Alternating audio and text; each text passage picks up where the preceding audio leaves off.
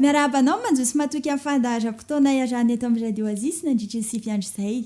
Mbola manohy ny fifoazana isika ary mbola iaraka amin'ny pastora Iveme ihany anio. Toy ny lahadinika ho maly ihany no mbola ho alaliana anio ka mino izay efa alinanao fiarahana ka rahotra amin'ny farany ary.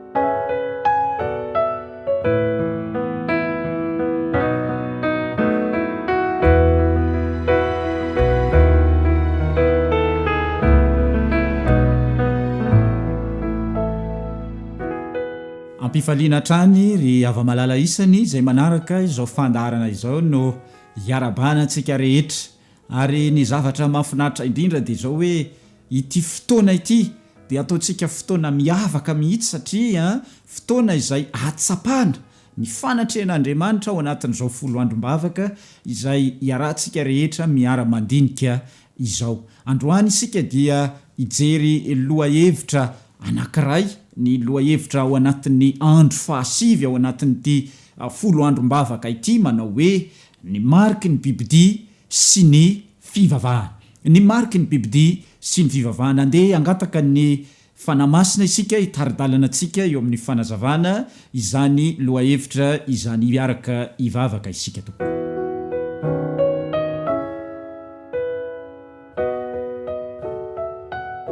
Andriamanitra rainay tsara indrindra izay ny an-danitro, isaoranay ianao satria mbola manome anay tombonandro fotoana ahafahanay manohy sy mianatra izao teninao izao. Ray malalo ao anatin'ity folo androm-bavaka ity, ianao mihitsy ene no efa hitaridalana anay amin'ireo zavatra rehetra izay azavaina eto amin'ity fandaharana ity, ary mangataka anao mba hiasa mahery any amin'ny isa-tokantrano any amin'izao fotoana izao izay miaino ity fandaharana ity. Ny fanahinao koa ane no arotsakao any amin'ny tokantrano tsirairay avy. Tompo malalo, mino ary izay fa hiteny aminay ianao, ampiteny ny mpanomponao indray ianao amin'ity takariva ity. Fatononona ny vavaka amin'ny anaran'i Jesosy. Amen.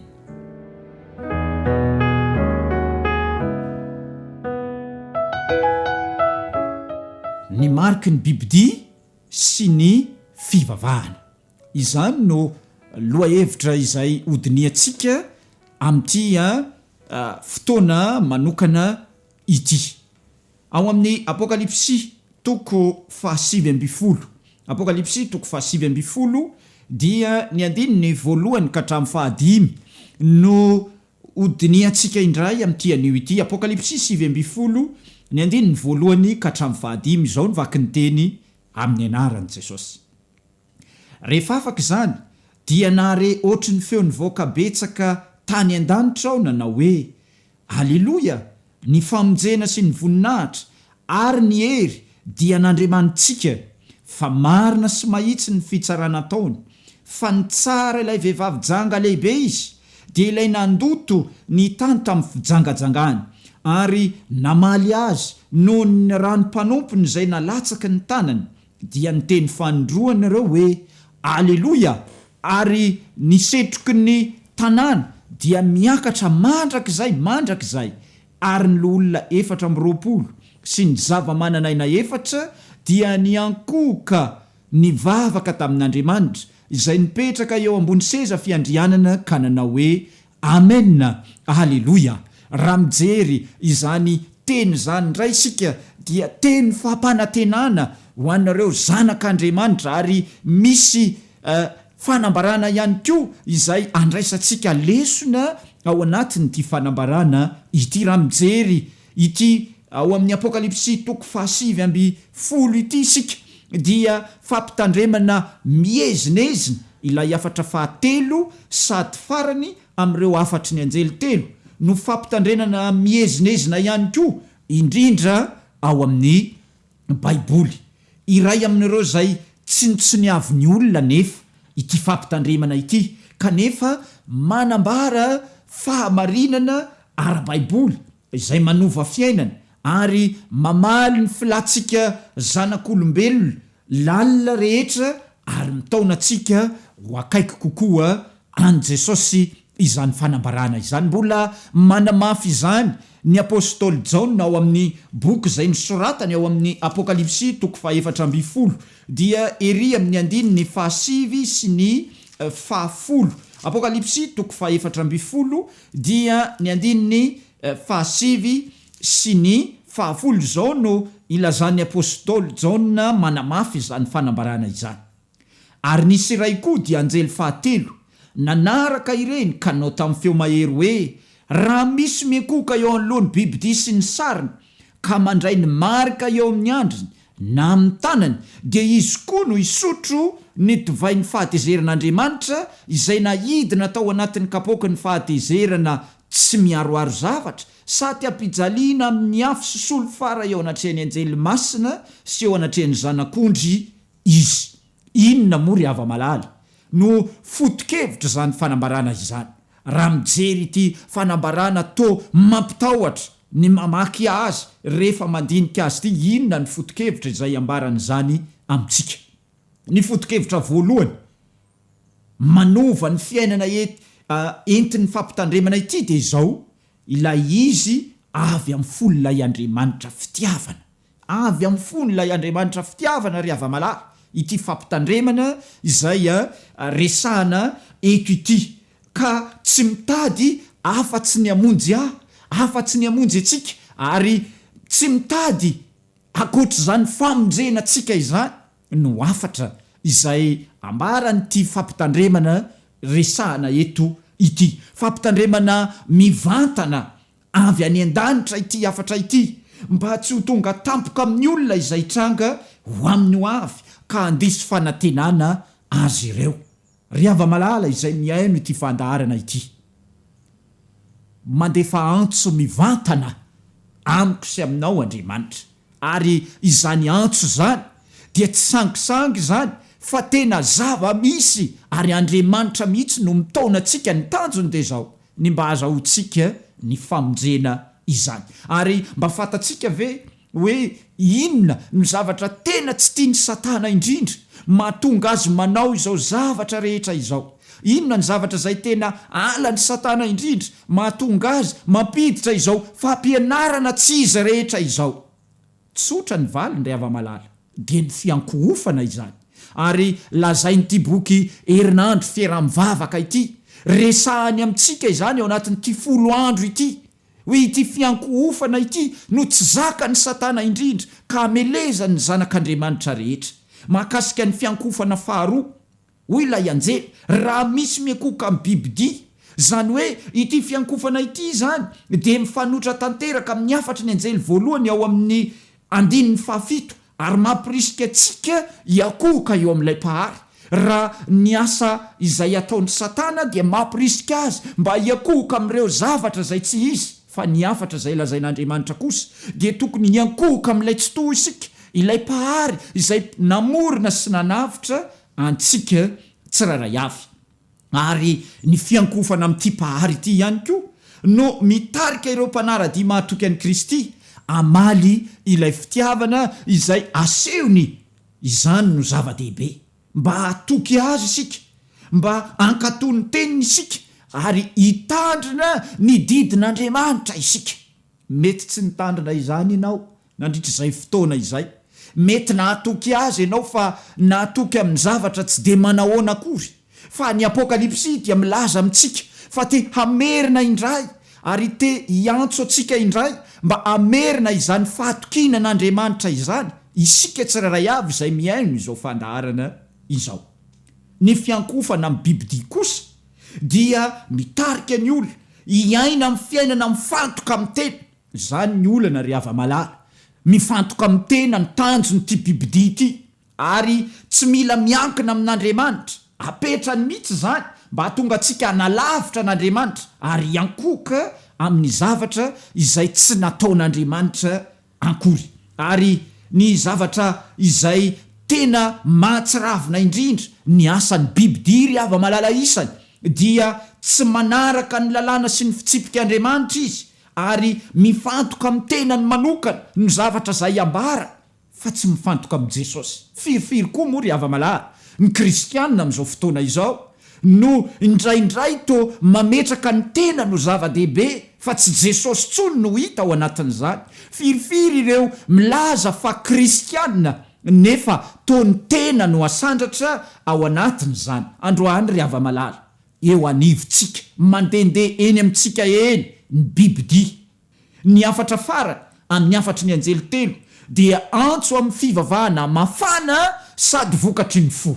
Ry hava-malala isany amin'izao fotoana izao tokony hisaotra n'Andriamanitra lehibe isika fa mbola nahazo ity taona 2024 ity. Ny zavatra izay tadiavin'Andriamanitra amintsika zany androany dia izao ny fivavahana mafana ary ny vavaka izay vokatry ny fo. Ny fanontaniana mipetraka androany dia izao hoe rehefa tena mivavaka ve isika, rehefa mivavaka ianao tokantrano ao mba tena vokatry ny fo ve izany sa fahazarana fotsiny no anatanterahana izany.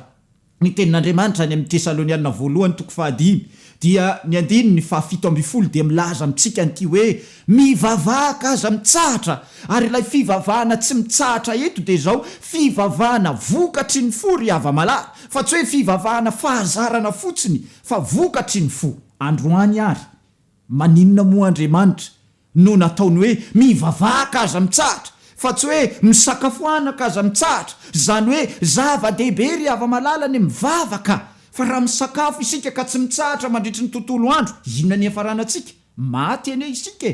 Fa izao rehefa mivavaka tsy mitsahatra isika dia mahazo hafanampo, mahazo fifaliana isika ary mahazo ny fanatrehan'Andriamanitra isika tsiraray avy. Androany ary dia na ianao ny zava-misy tena mandray ity vavaka vokatry ny fo ity, na ianao miara miombona amin'ireo fahotana izay tsy natao, izay tsy araka ny sitrapon'Andriamanitra ary lasa mahatonga any amin'ny antsoina hoe antikristy zany. Inona moa ty hoe antikristy ity? Ity antikristy ity dia izao mifantoka kokoa amin'ny fireharehana fa tsy fanetretena. Firifiry ny mivavaka kehitriny, rehare, fahazara, fombafomba fotsiny fa tsy tena fivavahana. Antikristy ry hava-malala no ao anatin'izany. Amin'ny fieboebona fa tsy fandavatena ho an'ny tombontsoany hafa. Mivavaka isika, manatanteraka asa isika, mieboebo hatrotonga hatrany amin'ny fiangonana izany.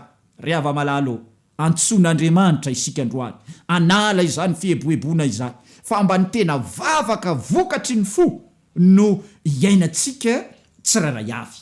Ary ny ity antikristy ity ihany koa dia izao mahatoky ny fahendren'olombelona fa tsy ny fitarihan'Andriamanitra amin'ny alalan'ny soratra masina. Dia tena manjaka tokoa mampanota antsika izany. Firifiry moa efa milaza amin'izao fotoana izao, efa manan-karena, efa tsy mila tsony an'Andriamanitra ary be dehibe aza milaza manao hoe efa tsy Andriamanitra tsony ny miasa ato amiko izany fa izany mahavita an'izao rehetrarehetra izao. Mpanota isika ry hava-malala ka izao antsoin'Andriamanitra isika mba ilefitra eo ambany fileferan'ny sitrapon'Andriamanitra izao senao. Inona ary no vahaolana ry hava-malala amin'ity androany ity ho famaranantsika izao fotoana izao? Inona ny vahaolana amin'ireo fitsipiainan'ny Biblia izay mitoetra amintsika amin'izao fotoana izao? Inona ny vahaolana omen'Andriamanitra asenao? Tokana ny vahaolana androany, tokana ny vahaolana ny tokantrano any, tokana ny vahaolana ho antsika izay mpanaraka ity fandaharana ity. Tsy iza izany vahaolana izany fa Jesosy Kristy izany. ny fahasoavany Jesosy, ny heriny Jesosy, ny fitiavany mameno ny fotsika sy ny fiainantsika. Izany no vahaolana azo antoka afahantsika miaiky manaiky eo ambany fitarian'Andriamanitra amin'ny zavatra rehetra izay ataontsika. Raha tsy matanjaka ka mihoatry ny firehan'izao tontolo izao ny fifandraisantsika aminy, dia ho voageja ny fitsimpiainan'ny bibidia amin'izao vanim-potoana izao isika, ary andray ny mariky ny bibidia indray androany. Ny fampitandremana ary izay apetraka amintsika androany, ny fampitandremana mahakasika ny mariky ny bibidia nalefa ny anjely fahatelo, dia tokony hisitona antsika ilefitra eo ambany fitantanany Kristy.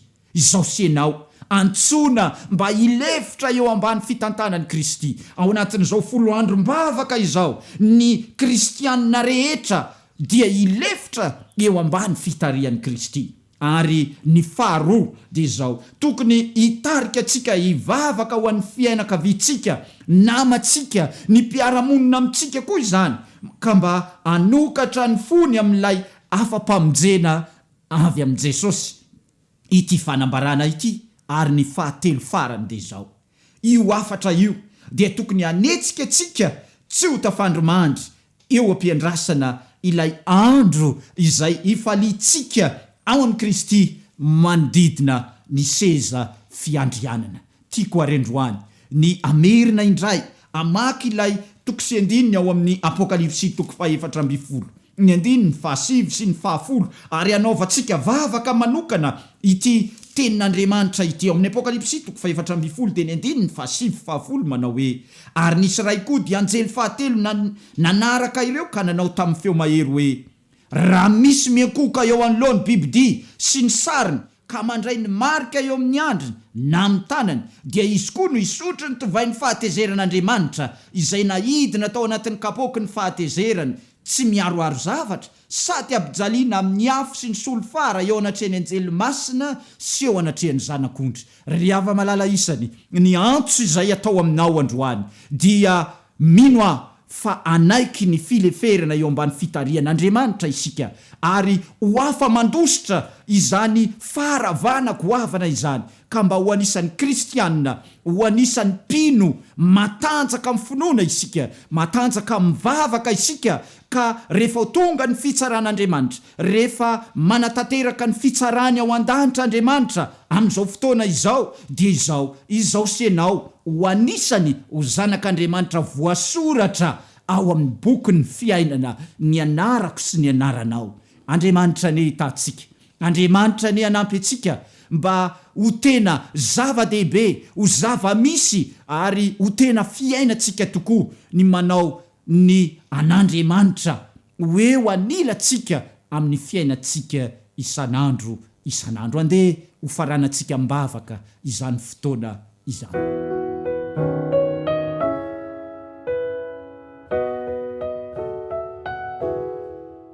Andriamanitra ray tsara indrindra zay ny an-danitro, tsapanay fa niteny taminay ianao ho avy izany fahatezerana izany, ilay ambaran'ny Apokalipsy teo. Tompo malalo, ampio izay tsiraray avy, mba na dia misy aza izany rehetra izany, dia ho afa mandositra izany izahay, ary ny voninahitra ao no iseho eo aminay. Tompo, tehirizo mba hanana fifandraisana mahomby ao anatrehanao izahay. Tehirizo anana anao ho loha laharana eo amin'ny fiainanay izahay, ary ianao mihitsy no fiainanay isan'andro eo amin'ny zavatra rehetra zay ataonay. Ray malalo, mivavaka manokanao androany ho anisa tokantrano izay manaraka ity fandaharana ity.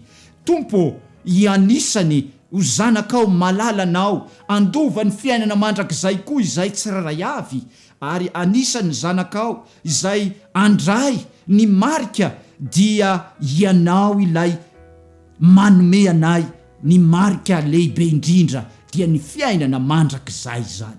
Tompo malalo, mba samy andova izany ny ankohonana tsiraray avy, ny mpanaraka rehetra niza izay miaino izao fandaharana izao, dia anisany andova izany lanitra vaovao izay ampanantenainao anay izany.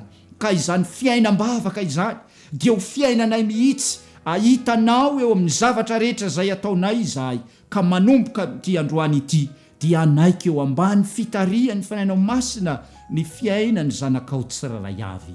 Tononona tompo angatahana izany vavaka izany amin'ny anaranao Jesosy Kristy. Amen.